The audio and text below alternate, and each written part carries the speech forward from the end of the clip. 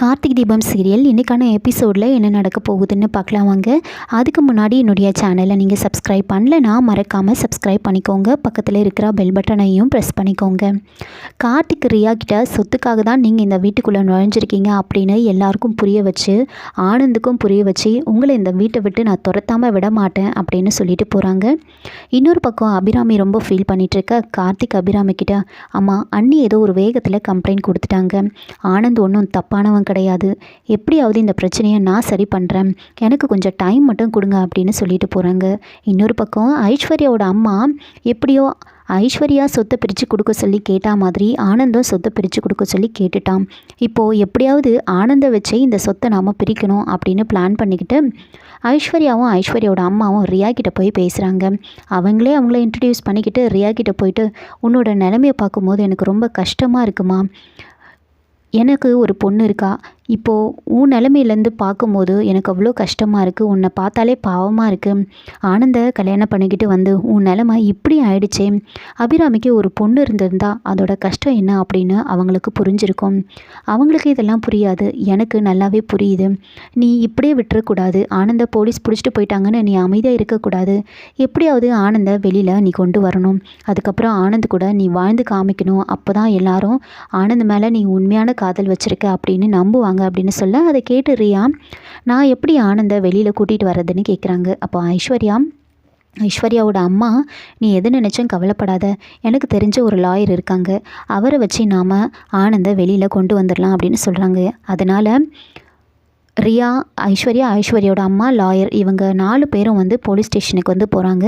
அங்கே போயிட்டு வக்கீல் வந்துட்டு கோர்ட் ஆர்டரை கொடுத்து ஆனந்தை ரிலீஸ் பண்ண சொல்கிறாங்க. ஆனந்த் வெளியில் வந்ததுக்கப்புறமா ரொம்ப கோவமாக, என்னை போலீஸ் ஸ்டேஷனுக்கு அனுப்புனா அந்த மீனாட்சி நான் சும்மாவே விட மாட்டேன் அப்படின்னு சொல்ல, அப்போ ஐஸ்வர்யாவோட அம்மா, மாப்பிள்ளை நீங்கள் மீனாட்சி மேலே கோவப்படாதீங்க, இது எல்லாத்துக்கும் காரணம் சின்ன மாப்பிள்ளை தான் மீனாட்சியை தூண்டி விட்டு இப்படி பண்ண சொல்லியிருப்பார். அவர் எதுக்காக இப்படியெல்லாம் பண்ணுறாரு தெரியுமா? எப்படியாவது இந்த பிரச்சனையை வச்சு உங்களை இந்த வீட்டை விட்டு அனுப்பிட்டா மொத்த சொத்தையும் அவரே அனுபவிக்கலாம் பாருங்கள், அதுக்காக தான் இப்படியெல்லாம் பண்ணிகிட்ருக்காரு அப்படின்னு சொல்ல, இன்னொரு பக்கம் ஐஸ்வர்யாவும், ஆமாம் எங்களையும் அந்த வீட்டை விட்டு துரத்திட்டான், அதுக்கப்புறம் மொத்த சொத்தும் அவருக்கு போயிடும்ல, அதனால தான் இப்படியெல்லாம் பண்ணிகிட்ருக்காரு, ரிசார்ட் பிரச்சனையில் கூட இப்படி தான் பண்ணார் அப்படின்னு சொல்ல, ஆனந்த் அதை நம்பிடுறாங்க. சரி, நான் உங்களை வெளியில் எடுத்த விஷயத்த நீங்கள் யாருக்கிட்டே சொல்ல வேண்டாம், யாருக்கும் தெரியவும் கூடாது, நாங்கள் முன்னாடி போகிறோம், நீங்கள் பின்னாடி வாங்க அப்படின்னு சொல்ல, ஆனந்தும் ரியாவும் பின்னாடி வந்துட்டு இருக்காங்க. இன்னொரு பக்கம் ஐஸ்வர்யாவோட அம்மாவும் எப்படா ஆனந்த் வருவாங்க, பிரச்சனை நடக்கும் அப்படின்னு வெயிட் பண்ணி பார்த்துட்டு இருக்காங்க. ஆனந்தும் ரியாவும் வீட்டுக்குள்ளே வராங்க. வந்த உடனே கார்த்திக்னு கத்துறாங்க. எப்படியோ என்னை போலீஸ் ஸ்டேஷனுக்கு அனுப்பிட்டீங்களா அப்படின்னு ரொம்ப கோவமாக பேசிகிட்டு இருக்காங்க. அபிராமி, கார்த்திக்கோட அப்பான எல்லாருமே அங்கே வராங்க.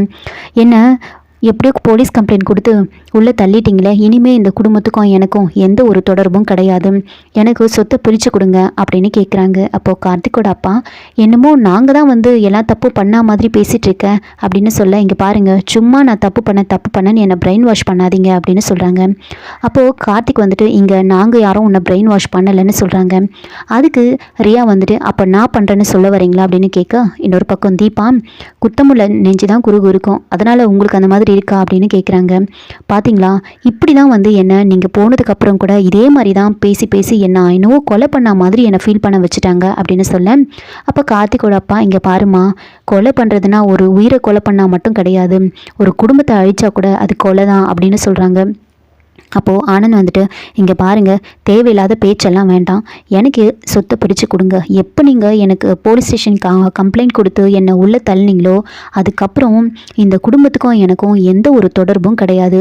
என்னை போலீஸ் பிடிச்சிட்டு போனப்போ நீங்கள் எல்லாம் பார்த்துட்டு அமைதியாக தானே இருந்தீங்க, அப்போ நான் உங்களுக்கு வேண்டாம் தானே அர்த்தம், அப்போது நீங்களும் எனக்கு வேண்டாம், நீங்கள் யாருமே எனக்கு தேவையில்லை, என்னோட சொத்தை பிரித்து கொடுங்க, நாங்கள் தனியாக போய்க்கிறோம் அப்படின்னு சொல்கிறாங்க. அதை கேட்டு அபிராமி ரொம்ப மனசுடைஞ்சு போகிறாங்க. அப்போது கார்த்திக் அண்ணா ஏன் நீ இப்படி பண்ணுற, அம்மாவோட ஆசையே இந்த குடும்பம் ஒத்துமையாக இருக்கணும் அப்படின்றது தான் அப்படின்னு சொல்ல, அப்போ ஆனந்த் இங்கே பாரு, நீ இதிலெல்லாம் பேசவே கூடாது, உனக்கு உரிமையே கிடையாது அப்படின்னு சொல்கிறாங்க. அப்போது ஆனந்த் ரொம்ப ஸ்ட்ரிக்டாக எல்லாருக்கிட்டே சொல்லிடுறாங்க. இங்கே பாருங்கள், சொத்தை பிரித்து கொடுக்கணும், நாளைக்கு நாளைக்கு காலையில் லாயர் வருவார், அவங்க முன்னாடி வச்சு எனக்கு நீங்கள் சொத்தை பிரித்து கொடுக்கணும். அப்படி நீங்கள் சொத்தை பிரித்து கொடுக்கலன்னா நான் வந்து கோர்ட்டில் கேஸ் போடுவேன். அதுக்கப்புறம் அப்படி தான் வந்து சொத்தை வாங்க வேண்டியது இருக்கும் அப்படின்னு ரொம்ப கோவமாக சொல்லிட்டு போகிறாங்க. இதனால் அபிராமி ஆனந்த் பேசினதெல்லாம் நினச்சி ரொம்ப கதறி அழுதுட்ருக்காங்க. இதோட இந்த எபிசோடு வந்து முடிச்சிருக்காங்க. என்னோட ரிவ்யூ பிடிச்சிருந்தா லைக் பண்ணுங்கள், மறக்காமல் சப்ஸ்கிரைப் பண்ணுங்கள். தேங்க்யூ.